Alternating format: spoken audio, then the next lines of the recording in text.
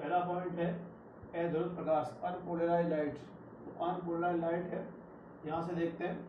ये हमने जो लिया है, ये दिखाई दे रहा है, वो एक टूरमेलिन का क्रिस्टल ले रखा है, ठीक है। और टूरमेलिन क्रिस्टल को इस तरीके से रखा गया है ऐसे। अब टूरमेलिन क्रिस्टल पर हम एक साइड से हम यहाँ से अध्रुव प्रकाश डाल रहे हैं, क्योंकि यहाँ से देख रहे हैं आप अध्रुव प्रकाश है, स्टार है, फिर आगे हमने समांतर कंपन और लंबवत कंपन ले रखे हैं। तो यहाँ से एक टूरमेलिन के क्रिस्टल है और इस पर हमने यहाँ से अध्रुव प्रकाश डाल रखा है। तो अध्रुव प्रकाश जब डालते हैं तो यहाँ से हमें इधर जो दूसरी साइड मिलता है वो एक साधारण प्रकाश प्राप्त होता है। तो इसमें हम देखिए क्या है, यदि निर्गत प्रकाश की तीव्रता क्रिस्टल को घुमाने पर नहीं बदलती है, यदि जो निकलने वाले प्रकाश की तीव्रता इधर है, जो निर्गत प्रकाश की तीव्रता इधर कौन सी है, आपतित प्रकाश है, और आपतित प्रकाश कौन सा है, अध्रुव प्रकाश है, और इधर जो निकलने वाला प्राप्त होने वाला प्रकाश है वो कौन सा है, निर्गत प्रकाश है।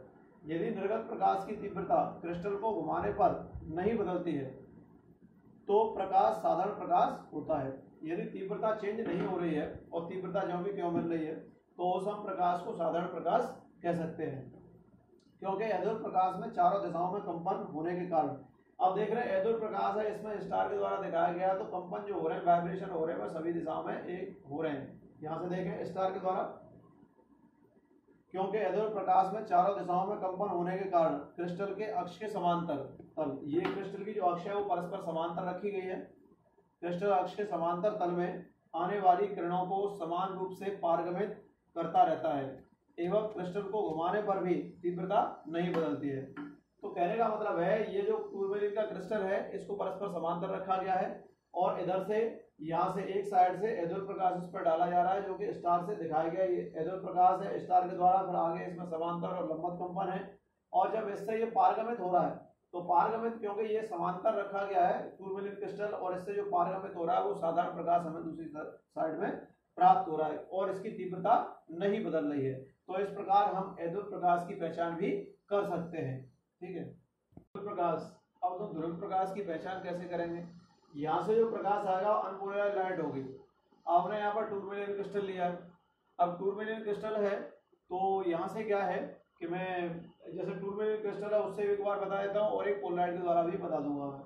तो यहाँ से अध्रुव प्रकाश है, ये टूरमेलिन क्रिस्टल पर डाला जाता है, तो दूसरी साइड में जो निर्गत प्रकाश होता है वो क्या होता है, ध्रुव प्रकाश प्राप्त होता है। कब होता है, जब इस टूरमेलिन क्रिस्टल को एक पूरा चक्कर घुमा दिया जाता है, या पोलराइड फिल्म को जब एक पूरा चक्कर घुमा देंगे तो निर्गत प्रकाश की जो तीव्रता है 2 बार अधिकतम और 2 बार शून्य प्राप्त होती है। तो यहाँ से लिखा है, यदि पोलराइड या टूरमेलिन क्रिस्टल को एक पूरा चक्कर घुमाने में निर्गत प्रकाश की तीव्रता 2 बार अधिकतम तथा 2 बार शून्य प्राप्त होती है तो प्रकाश समतल ध्रुवित प्राप्त होता है, ठीक है। ये पोलराइड फिल्म नहीं है, ये टूरमेलिन क्रिस्टल है, पोलराइड फिल्म से समझिए। अब इस चीज को हम यहाँ से देखिए, एक बार एक्सप्लेन और कर देते हैं, यहाँ से पोलराइड फिल्म से करते चलिए। तो देखिए यहाँ से, जैसे ये पोलराइड फिल्म है, ठीक है, और यहाँ से ऐसे है, इसमें 2 पोलराइड होते हैं, एक ध्रुवक होता है और एक विश्लेषक होता है। और यहाँ से इस पर हम एक अनपोलराइज्ड लाइट डाल रहे हैं, यहाँ से देखिए ये अनपोलराइज्ड लाइट है, इस तरीके से डालेंगे, सूर्य का प्रकाश डाल रहे हैं यहाँ से। और यहाँ से देखिए ऐसे, इसमें स्टार के द्वारा दिखाया गया यहाँ पर, ठीक है। तो यहाँ से जब डालेंगे, अब आप यहाँ से इसको कंडीशन को देखिए, ये मैं इसके 4 पार्ट कर रहा हूँ यहाँ पर देखिए, ये देखिए यहाँ से। अब ये जो 90 डिग्री का कोण यहाँ बन रहा है, 90 का यहाँ बन रहा है, 90 और 90 यहाँ बन रहा है, ठीक है। तो यहाँ से स्टार्ट करते हैं 0, फिर यहाँ हो जाएगा 90, यहाँ हो जाएगा आपका 180, यहाँ हो जाएगा 270 और यहाँ से कितना हो जाएगा 360, ठीक है। तो अब इधर जरा देखें, ये जो कोण है जो 90 डिग्री पर, यहाँ पर जो तीव्रता वो अधिकतम मिल रही है, यहाँ पर अधिकतम तीव्रता पास होगी इस जगह। तो एक पूरा चक्र यहाँ से यहाँ तक हो गया, ठीक है ना, 360 डिग्री का कोण है, इसका मतलब एक पूर्ण चक्र हो गया। और इस पॉइंट पर यहाँ पर भी मैक्सिमम होगा, मैक्सिमम लिख दिया मैंने, ठीक है। तो ये 2 बार तीव्रता कैसे होगी, अधिकतम एक पॉइंट यहाँ अधिकतम हो गई तीव्रता, एक बार यहाँ पर अधिकतम हो गई, एक पूरा चक्कर घुमाने की स्थिति है। तो यहाँ 90 और 90 डिग्री के जब कोण बनेंगे तो एक इसमें पोलराइड को स्थिर रखना है और दूसरे पोलराइड को उस पर घुमाना है। तो 90 डिग्री और 90 डिग्री, तो यहाँ पर इन दोनों पॉइंटों पर तीव्रता अधिकतम हो गई, और यहाँ पर जो तीव्रता है वो मिनिमम हो गई, और यहाँ पर तीव्रता मिनिमम हो गई। तो आप देख रहे हैं यहाँ पर किसी पोलराइड को जब घुमाया जाता है तो उसमें एक पूर्ण चक्र में तीव्रता 2 बार अधिकतम और 2 बार न्यूनतम प्राप्त होती है। तो इसमें देखिए यहाँ से यहाँ 0 है, 0 डिग्री का होना, तो यहाँ पर तीव्रता कैसी है, न्यूनतम। यहाँ पर आपको जो है ध्रुवित प्रकाश प्राप्त नहीं होगा। और यहाँ पर आप देख रहे हैं 90 डिग्री है, यहाँ पर जब ये पोलराइड यहाँ से घूम के यहाँ आ जाएगा तो यहाँ पर अधिकतम तीव्रता प्राप्त होगी।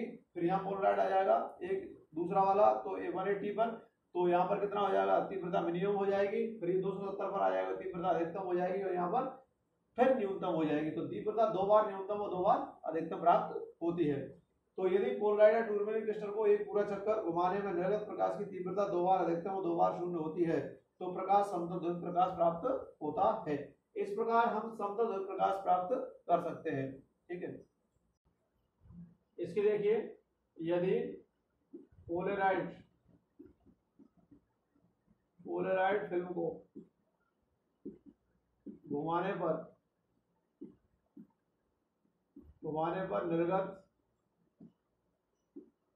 प्रकाश की तीव्रता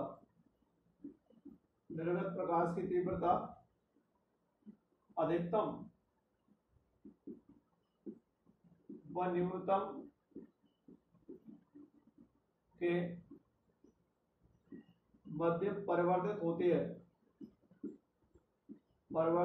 है, लेकिन शून्य प्राप्त नहीं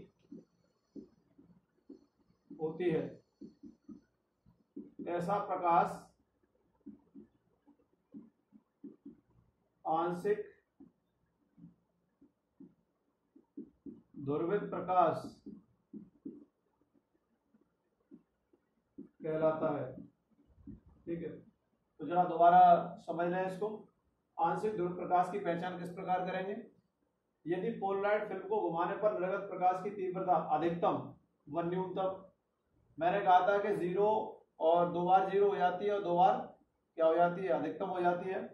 तो न्यूनतम और अधिकतम और न्यूनतम के मध्य परिवर्तित होती है, लेकिन क्या नहीं हो, शून्य नहीं हो, शून्य प्राप्त नहीं होती है। तो ऐसा प्रकाश आंशिक ध्रुवित प्रकाश कहलाता है। तो एक बार फिर पढ़ देते हैं। यदि पोलराइड फिल्म को घुमाने पर निर्गत प्रकाश की तीव्रता अधिकतम व न्यूनतम के मध्य परिवर्तित होती है, लेकिन शून्य प्राप्त नहीं होती है, ऐसा प्रकाश आंशिक ध्रुवित प्रकाश कहलाता है। तो आंशिक ध्रुवित प्रकाश की पहचान ऐसे कर सकते हैं।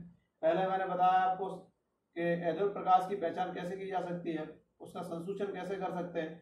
फिर ध्रुवित प्रकाश बता दिया कि ध्रुवित प्रकाश की पहचान कैसे कर सकते हैं। फिर तीसरे नंबर पर आ गया आंशिक ध्रुवित प्रकाश की पहचान भी किस प्रकार की जा सकती है। तो ये तीनों प्रकाश की पहचान हम कर सकते हैं। ठीक है, अब ये एक लास्ट पॉइंट आ रहा है और उसको कहते हैं मेलस का नियम। ठीक है, और लास्ट पॉइंट है, देखिए ये मेलस का नियम है और कभी पूछ भी लिया जाता है और इस पर न्यूमेरिकल तो पूछता ही अधिकतर। ठीक है, तो वैज्ञानिक मेलस के अनुसार, तो वैज्ञानिक मेलस की बात करें यहाँ से, वैज्ञानिक मेलस के अनुसार जब अध्रुव प्रकाश ध्रुवक तथा विश्लेषक दोनों में से पारगमित होता है। ठीक है, हमने पहले बताया था आपको, पीछे हमने व्यवस्था बता रखी है कि हमें पोलराइड की 2 व्यवस्थाएं बताई थी, समांतर व्यवस्था और क्रॉस व्यवस्था। तो ठीक है ना, तो पोलराइड को हमने समांतर व्यवस्था के अंतर्गत दोनों को समांतर रखा था और उस पर हमने सबसे पहले ध्रुवक जो पहला पोलराइड ध्रुवक कहलाता है, दूसरा विश्लेषक कहलाता है। तो पहले पोलराइड ध्रुवक पर जब प्रकाश डाला था तो वहां से प्रकाश निकला था और पारगमित होकर के उससे विश्लेषक से पास हुआ था। ठीक है, तो उसी पर ये बेस्ड होता है।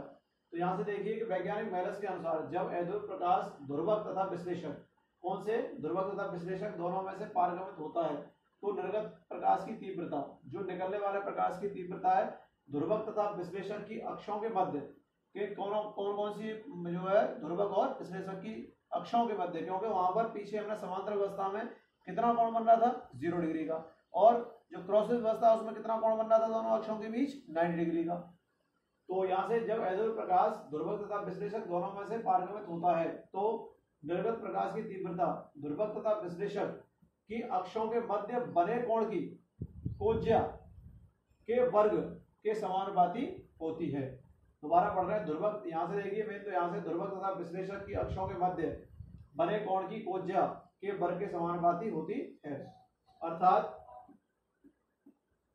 आई समानुपाती cos स्क्वायर थीटा। आई समानुपाती क्या हो गया? cos square theta. या लिख सकते हैं आई बराबर आई नॉट cos स्क्वायर थीटा। ये बन जाता है क्योंकि जो समानुपाती बोलते हैं चिन्ह। तो ये जो तीव्रता है, ये तीव्रता है, और तीव्रता क्या है? ध्रुवक और विश्लेषक के मध्य बने कोण की कोज्या के वर्ग की कैसे है? समानुपाती है। या हम जब बोलेंगे इसको तो आई बराबर आई नॉट cos स्क्वायर थीटा ये हमें प्राप्त होगा, जहां आई नॉट इसको कहते हैं निर्गत प्रकाश की अधिकतम तीव्रता।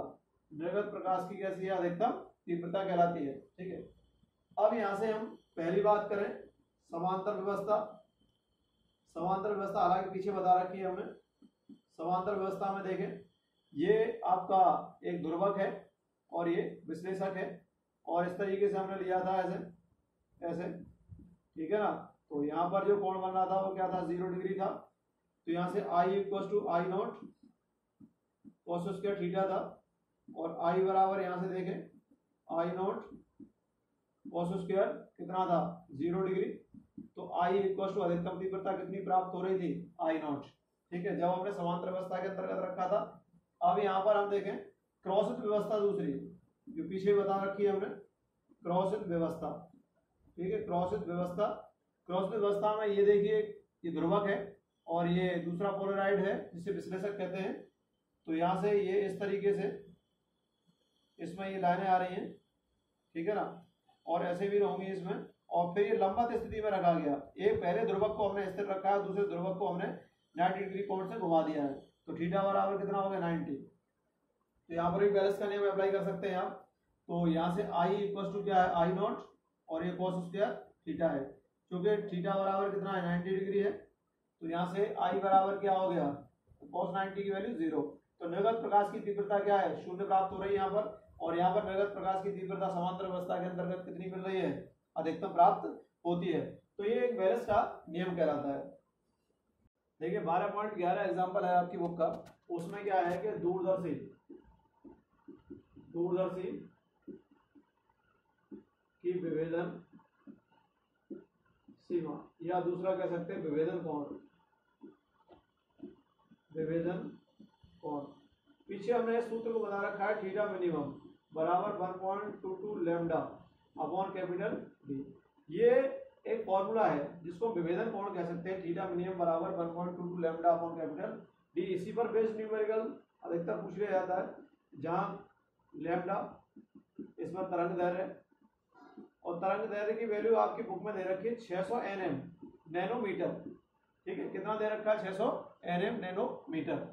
क्योंकि यहाँ से n नैनोमीटर, नैनो माने होता है 10 पावर -9, तो 10 की पावर -9 मीटर हो जाएगा। तो यहाँ से इसको चेंज करेंगे आप, तो लैम्डा बराबर कितना हो जाएगा? 600 nm इक्वल टू 600 गुणा 10 की पावर -9 मीटर, या हम कह सकते हैं 6 गुणा 10 की पावर -7 मीटर।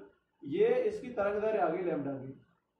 तो लैम्डा बराबर 600 nm बराबर 600 गुणा 10 की पावर -9 मीटर, या लैम्डा बराबर 6 गुणा 10 की पावर -7 मीटर।